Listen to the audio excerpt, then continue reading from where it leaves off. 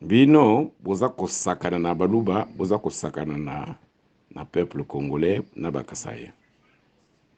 Naza koyebisa bino muto oyo aye na audio oyo abandana no kobimisa ba école catholique nyonso na Congo, abimisa ba centre de santé na ba hôpitaux nyonso ya ba catholique na Congo, alakisa biso ba hôpitaux na ba école oyo Tshilombo atonga na Congo banda azwi pouvoir na ba hôpitaux na ba école ya Tshilombo na pouvoir na ye. Bino boza kosakana na église catholique. Si vous connaissez l'importance de l'église catholique dans ce pays-là, ce que l'église catholique est na Congo te, Congo ekozala mboka, bino boza bazoba vraiment, boza bazoba penza. L'église catholique n'est pas Abbé Chole. L'église catholique n'est pas cardinal Ambongo. Bazali ba serviteur ya l'église catholique. Bango ba koleka, l'église catholique va continuer. Bino boza na eloko moko te ya kopesa peuple congolais.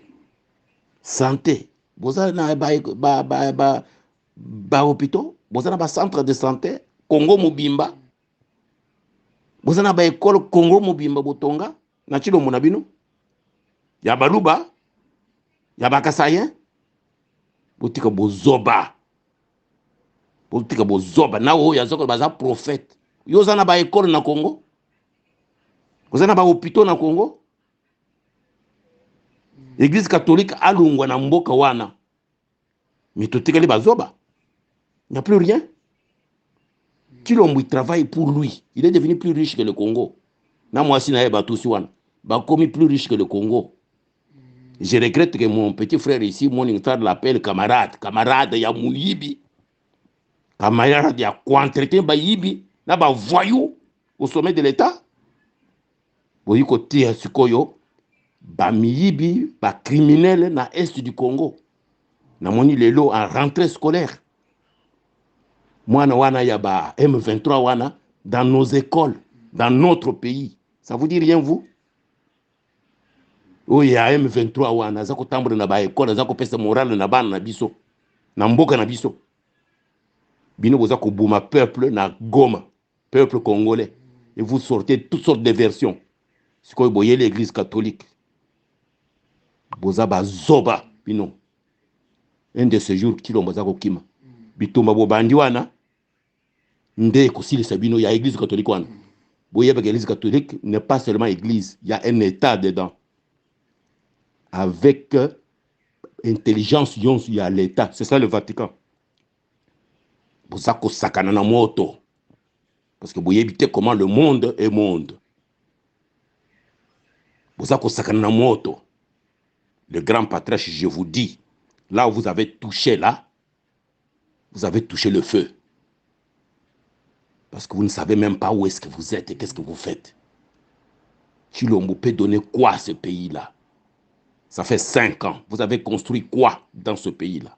La sécurité du peuple. Vous l'avez? Vous avez sécurisé le Congo?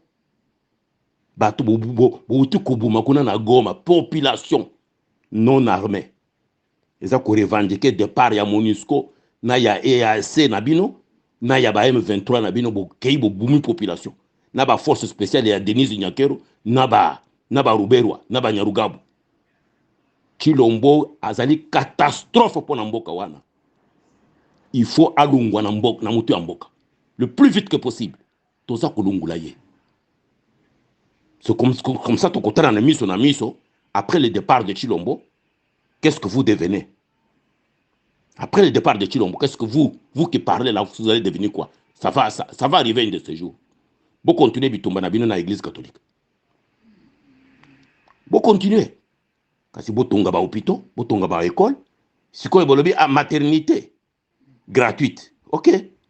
Ngai na tongi maternité na ngai, bino bokei na télévision bo déclarer gratuité à maternité. Mais boza ba zoba. Bo bandana no kotonga ba maternité avant bo déclarer gratuité à maternité. Prise en charge de la santé gratuitement. Bobandana no kotonga ba hôpitaux. École gratuite. Bobandana no kotonga ba école. Ya bino. Ngana koko tongela bino école te, bino boya kotia ngo gratuit. Et gratuite. Bokomi bazoba. Vous manquez une politique sociale claire. Bosomba ba mituka. Bosomba ba mituka ebele. Nzele bozo kotonga te.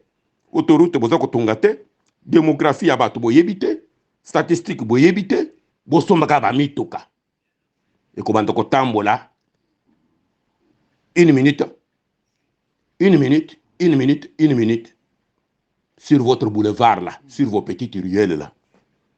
Ok? Nigeria za kotonga ba métro. Bino, boza kotonga ba mituka. 5, 10. Boko tambusa wapi. Mitu na bino eza kusala te. Sikoyo bobandi, oh l'église catholique. Mais, Monseigneur Moulumba, il était de quelle religion? Monseigneur Moulumba, il était de quelle religion? Tata Leki ya Chilombo. Baabe we baza ko circuler na limite kuna na ndako. Hein? Pona kwa appuyer Etienne Tshisekedi kwa appuyer IDPS. Bino mituna bino isuki. Boza bazoba. Baza ko yebisa bino boza bazoba. Faut bozo mayele. Tout ce que je peux vous dire c'est ça. Mais bientôt Chilombo saute et comme ça je vais vous regarder en face. Attendez, vous avez tout le peuple congolais contre vous aujourd'hui. Vous le groupe de Chilombo, de Kamere, de Nyarugabo et tout ça. Et de Denise Nyakeru. Vous avez le peuple. Le lobo qui n'est pas en France. France a causé les bino comme ça. Mais France est à Kigali, non? Boza ko tourner le kole bijanga là. Tu dis non. Nous disons nous nyema du tungati. Mais quand la canne de Bakagame a pouvoir avec nos ennemis. Les lobos sont ici Congo. Congo n'a plus de sécurité. Hein? Bangoma wana baza ko tambola na ba école na biso sur notre territoire. Ça ne vous dit rien vous. Vous avez créé force spéciale à Denise Nyakeru et qu'on a bande qu'on a biso na Goma. Parce que balingi Monisco te, balingi M23 te, balingi EAC te, na mboka na biso. Bino boza bazoba. Bozo isikoyo, un autre criminel, boti après un autre criminel à Goma. Batua ya RCD, batua MLC, batua CC, c'est ça vos militaires à vous. Bota la CV ya militaire oyo, boti côté des sous na Goma. Après Ndima. Ndima azaleki nani? Nani apesa kabino baluboya na bandima. Nani asalela bino nani état de siège. Bozaba zoba. Nazoko yebise bino bozaba zoba. Botika bozoba. L'église catholique doit continuer à fonctionner et le peuple congolais ne peut pas aller avec votre manipulation. La foi chrétienne, elle est individuelle. Et ça, il y a Chilombo te. Na pouvoir na bino bozoba te. L'air bokendaki na Kigali kozo pouvoir, bozaki na église catholique. L'air Kagame azako pesa bino pouvoir na Museveni. Bozaki na église catholique. Botika bozoba, messieurs. Botika bozoba. Soki bo continuer encore na kozongela bino. Bozela toza ko préparer ko kenda Chilombo. Il va être humilié. Il va être humilié. Na mwasi na yewana, ya batusi wana irondele wana. To kuhimilie bango na mboka ya Congo. Ba Rubero, ba Nyarugabo, ba Bizimakara. Oye baza ko bata masima ya mwasi na ye ya irondele wana. To kosili sa problème wana un de ces jours ici. Bon, comment est-ce qui va arriver? Nos militaires, nos services de sécurité, nos policiers, le peuple congolais, c'est le grand patriarche de Londres qui parle ici. Personne ne peut jouer avec l'église catholique. Le travail social que l'église catholique fait au pays, personne ne peut égaler ça. Personne. Personne ne peut égaler. Même Chilombouli, même avec son état, de voleurs, de braqueurs de nos ressources, Bagamere, Bakazadi et les autres, vous ne pouvez pas égaler ce que l'église catholique a fait dans ce pays depuis que le Congo est Congo. Vous avez quand même un respect, Yabato. Vous avez un respect, Yabato. Vous avez un respect à l'église catholique. Vous avez un respect à SCC. Vous avez un respect à l'église kimbangiste. Ce qui est l'église wana et l'ungwe na Congo. Congo est tikali une brousse. Une brousse parce que vous n'avez pas l'amour du Congo. Vous n'avez pas le respect pour le peuple congolais. Vous n'avez pas l'amour du territoire du Congo. Vous êtes des pilleurs, des voleurs. Tu l'as venir avec un régime de fakwa, de chécouleurs, de voyous militaires, de voyous civils, de voyous politiciens. Voilà les régimes que vous nous avez amenés dans le pays. Il est temps que le Congo soit nettoyé. Que Dieu bénisse le Congo. Nalingi koyoka lisusu makambo na bino ya l'église catholique wana te. Bozoba na bino. Mitu na bino eza kosala te.